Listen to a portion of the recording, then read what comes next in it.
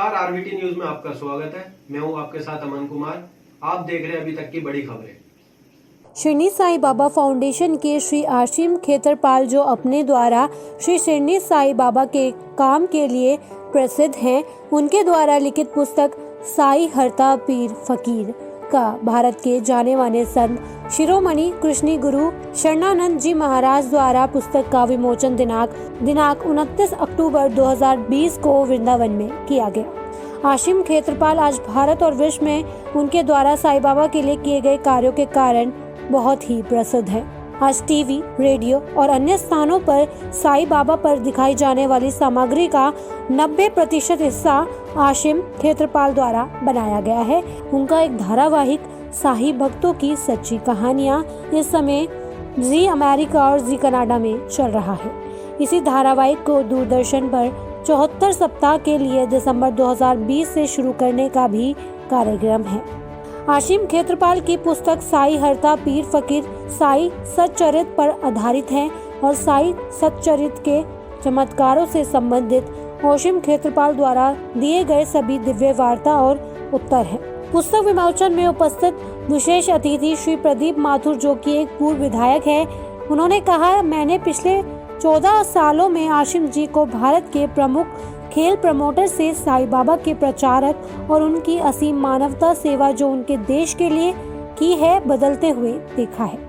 श्री खेतरपाल ने अपनी पुस्तक साई हरता पीर फकीर के विमोचन पर संत शिरोमणि कृष्णी गुरु श्री शरदानंद जी महाराज को धन्यवाद दिया और कहा, मैं धन्य हूँ कि भारत के जाने माने संत ने पुस्तक का विमोचन किया। आपने जो पुस्तक का विमोचन करवाया, इसका उद्देश्य क्या था लिखने का? आखिर किस उद्देश्य से लिखी गई थी? जितनी भी जो फिल्में और सीरियल बनते हैं साईं बाबा के 90% जितना भी आप टीवी पे देख रहे हैं, वर्ल्ड वाइड देखते हैं, उसका प्रवचन हमने ही, बाबा ने हमारे हाथ से ही करवाया है। चाहे रेडियो हो, साईं भक्तों की सच्ची कहानियाँ, या फिल्म जो बनी जिसको प्रेसिडेंट अवार्ड मिला था। और आज हम बहुत आभारी हैं प्रदीप माथुर के और श्रद्धानंद जी के जिन्होंने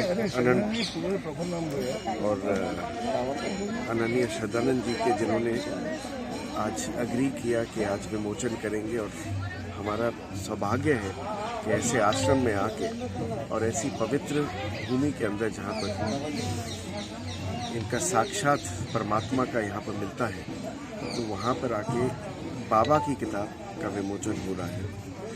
और ये किताब है जो साई चरित्र से जितने भी जो हमारे टॉक्स हैं, मोर देन 3000 टॉक्स हैं, वो टॉक्स को रिलेट किया है कि साई चरित्र में जो लिखा है और ये जो टॉक्स हैं वो कैसे आज रेलिवेंट है। क्योंकि भक्त के साथ क्या किया बाबा ने, उसके ऊपर लोगों ने लिखा नहीं। लिखा क्या है कि ये साई चरित्र है। और वो एक हरता फकीर था।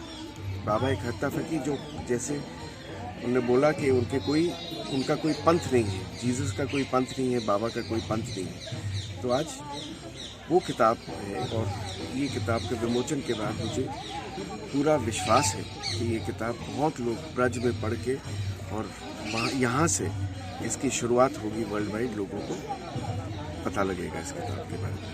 हमारे मित्र आशिम खेतरपाल, जो श्री साईं बाबा फाउंडेशन के ट्रस्टी हैं, उनके द्वारा लिखित ये किताब साईं हरता पीर फकीर, इस किताब का विमोचन ब्रज के प्रसिद्ध संत शिरोमणि श्री 1008 आदरणीय श्री गुरु शरणानंद जी महाराज के करकमलों से किया गया, उनके महावन स्थित आश्रम में। और जैसा कि महाराज जी ने कहा कि ना फकीरों की कोई बिरादरी होती, ना कोई जाति होती, ना कोई उनका किसी से लगाव होता, वो सबके होते हैं, वो किसी के नहीं होते। आपने उनके प्रवचन सुने। तो यही किताब जो आशिम खेतरपाल जी ने लिखी है, हरता पीर फकीर साईं बाबा के बारे में, उनके जीवन काल के तमाम ऐसे संस्मरण हैं जिसमें कि भक्तों को उनसे बहुत कुछ मिला और बहुत कुछ भक्तों ने पाया। उनकी, जैसा आशिम ने बताया, लगभग 3000 इस तरह की बातें हैं जिससे लोग लाभान्वित हुए। हम आदरणीय साईं बाबा को प्रणाम करते हैं, साथ साथ परम आदरणीय गुरु शरणानंद जी महाराज को भी धन्यवाद देते हैं कि उन्होंने हमारी छोटी सी प्रार्थना को स्वीकार किया और साईं बाबा पर रचित इस पुस्तक का विमोचन किया। विमोचन कृष्णाय वासुदेवाय हरये परमात्मने प्रणतक्लेशनाशाय हरि। हम हैं रमण बिहारी के, साधु सेवा धर्म हमारा, काम न दुनियादारी से। कोई भला कहो चाहे बुरा कहो, हम हो चुके रमण बिहारी के। श्री रमण बिहारी लाल की जय। पूज्य साईं बाबा की जय। सद्गुरुदेव भगवान की जय। सर्व संत हर भक्तन की जय। हस्ता वे फकीर विमोचन उत्सव की जय। आज के आनंद की जय। जय जय श्री राधे श्याम।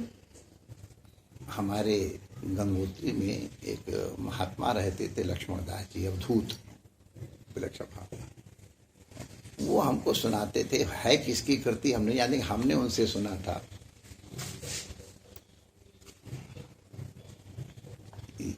या तो बेगाना हंसे या जिसे तू दे तौफीक, वरना इस बेगानी दुनिया में हंस के जी सकता है कौन।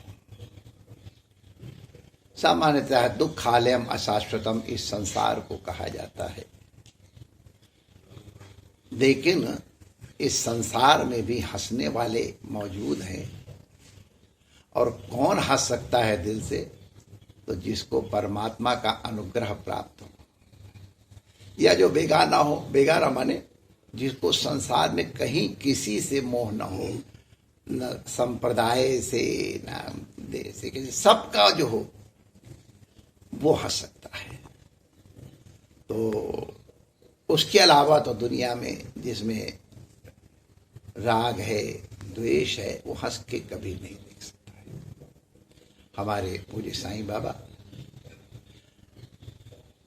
ये हंसते फकीर है। बड़ा सुंदर पुस्तक का नाम लिखा गया। हमने जब सुना तो हम बड़ी प्रसन्नता हमको हुई सुन करके, और हम लेखक को जरूर बहुत बहुत साधुवाद देंगे। हमको विश्वास है कि उसमें इसी तरह के उनका निरूपण किया होगा। फकीर किसी संप्रदाय का नहीं होता है। उनके नाम पर संप्रदाय लोग खड़ा कर ले, एक अलग बात है। भगवान बुद्ध ने कोई संप्रदाय नहीं किया, क्राइस्ट ने कोई संप्रदाय नहीं किया, मोहम्मद साहब ने कोई अपना अलग संप्रदाय खड़ा नहीं किया है। चैतन्य महाप्रभु ने कहा कि मेरा ये संप्रदाय कभी नहीं कहा। हम लोग उनके जो अनुयायी हैं वो संप्रदाय बनाते हैं, और वो कोई बुरी बात नहीं है, वो एक अच्छी बात है। अगर उसी भाव से, उसी श्रद्धा से इसको अनुभव किया जाए तो फकीर जैसे आकाश सबका है, जैसे धरती सबकी है, वायु सबकी है, उसी तरह संत सबके होते हैं। जो किसी का नहीं होता है वो सबका होता है, जो सबका होता है वो किसी का नहीं होता है। तो इस दृष्टि से अगर आप देखें तो साईं बाबा को किसी संप्रदाय विशेष से संजोड़ देना शायद उनकी इतनी बड़ी गरिमा को न्यून करना ही है। हाँ, अपने परिप्रेक्ष्य में उनको किस तरह देख रहे हैं इसमें हमारा स्वातंत्र्य है, लेकिन उसको उनकी परिगणना कर देना ये लगता है बहुत बड़े दुस्साहस का कार्य है। वो स्वतंत्र हैं। मैं हैं शब्द का प्रयोग जानबूझ के कर रहा हूँ, क्योंकि ये महापुरुषों के लिए उपनिषद में न तस्य प्राणा उत्क्रामन्ते, वो कहीं जाते नहीं, वो यहीं होते हैं। न जाने किस रूप में हो, उस समय न जाने किस किस रूप में कौन कौन से नाटक किए, हम लोग सब जानते हैं। उनका हम वर्णन करने में बहुत अधिक समय नहीं लगाएंगे। तो वो सबके थे। कितने रोते हुए को उन्होंने हंसाया, इसलिए हंसा पाए कि वो हंसते थे। उनका आप उनके रोम रोम में हंसी, सुख, आनंद भरदा हुआ था। तो वो कभी दुखी नहीं देखे गए, अलमस्त रहे। उनके निकट जो आया वो हंसता, रोता आया, हंसता गया। तो ऐसे महापुरुष के विषय में जो इस प्रकार के उद्गार प्रकट किए, इससे हम बड़े प्रसन्न हैं। ये पुस्तक बहुत लोगों को फकीर की भावनाओं से परिचित कराएगी। आप उनको साईं बाबा कह लो या उनको कोई नाम ले लो, आपकी इच्छा है। उन्होंने कभी नहीं कहा मेरा नाम साईं बाबा है। हम लोगों ने उनको अपनी सुविधा के नाम रख दिया साईं बाबा। वो फकीर हैं, और हम उस फकीर मौला होता है, मस्त होता है, सबका होता है, इसलिए किसी का नहीं होता है, किसी का नहीं होता है इसलिए सबका होता है। वो हम सबके हैं, देश काल परिस्थिति संप्रदाय जाति इत्यादि के साथ उनको अगर कोई बांधता है तो उसकी स्वतंत्रता है। वो अपने आप में स्वतंत्र थे। धरती को हमने बांटा है, धरती प्राकृतिक रूप से बटी हुई नहीं है। संत को हम बांट लें, ये हमारी अपनी इच्छा है। संत सबके हैं। मैं लेखक को बहुत बहुत साधुवाद देता हूँ जिन्होंने बहुत सुंदर ग्रंथ का निरूपण किया। निश्चित रूप से बाबा का अनुग्रह उनके ऊपर रहा होगा तभी वो लिख सकते हैं, नहीं तो नहीं लिख सकेंगे। उसमें जितनी भी अच्छाइयाँ बाबा की कृपा से हैं और जीव के कारण अगर इसमें कोई त्रुटि भी हो तो समझदार लोग उनको पढ़ते समय समझ लेंगे कि आखिर तो कृति एक जीव की है। भाषा की भी एक समस्या होती है। जो सुना है वो हृदय में नहीं आता है, हृदय में जो पूरा आता वो कहा नहीं जाता है, जो कहा जाता वो पूरा लिखा नहीं जा पाता है, और जो लिखा जाता उसको पढ़ने वाला बहुत समझ नहीं पाता है। तो ये कई घाटियां हैं। इनके परिप्रेक्ष्य में अगर इस पुस्तक का अवलोकन किया जाएगा तो हमको पूरा विश्वास है ये पुस्तक सबको पूरा आनंद करेगी। प्रदीप माथुर जी ने अनुग्रह किया तो यहाँ लेकर के आए और हमको इसका अवसर मिला। मैं पुनः आप सभी आगतजनों का स्वागत करता हूँ। प्रदीप माथुर जी का भी साधुवाद देता हूँ, उन्होंने हमको अवसर दिया। आप मुझे अमन कुमार को दीजिए इजाजत। ऐसी तमाम खबरों के लिए देखते रहिए RBT न्यूज।